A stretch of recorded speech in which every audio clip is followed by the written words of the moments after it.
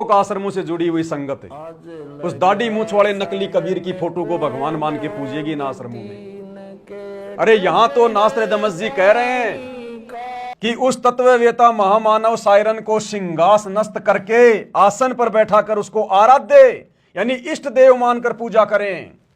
यहां तो गुरु की पूजा करने की बात हो रही है, इष्ट मानकर यानी भगवान मानकर। और इन आश्रमों में लाखों की संख्या में यह संगत कोऑर्डिनेटरों के पीछे आंख बंद करके विश्वास करके गुरुजी के तत्व ज्ञान को खूंटी पे टांग के और उस कागज के टुकड़े को आराध्य देव मानकर, यहां तो गुरुजी को आराध्य देव मानने की बात कर रहे हैं नास्त्रोदामस, और ये लोग उस कागज के टुकड़े को आराध्य देव मानकर और उसकी पूजा करेंगे। अब देखना, भोग लगाएंगे, 5-5 दीपक जला के उसको लगाएंगे भोग। अपने गुरु को भोग लगाने में इनको शर्म आती है।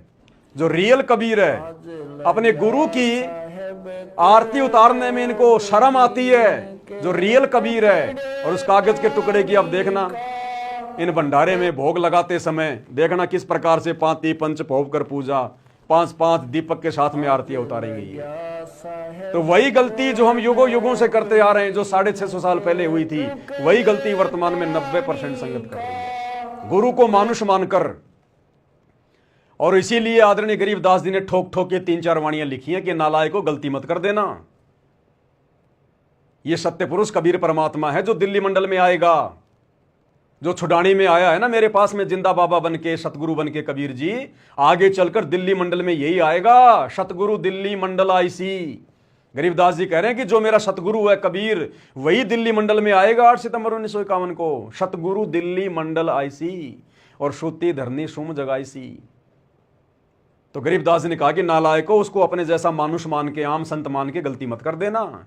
उसके अलावा किसी और को मत पूजना, पहले वाले भगवानों को, चाहे मुनिंदर हो, चाहे कबीर हो, चाहे करुणामय हो, चाहे सतसुकृत हो, छोड़ देना सबको, भूल जाना। प्रेजेंट गुरु को परमात्मा मान के, कबीर मान के पूजना। अन्यथा गुरु मानुष कर जानते, वो नर कहीं अंध, और दुखी संसार में आगे काल के फंद।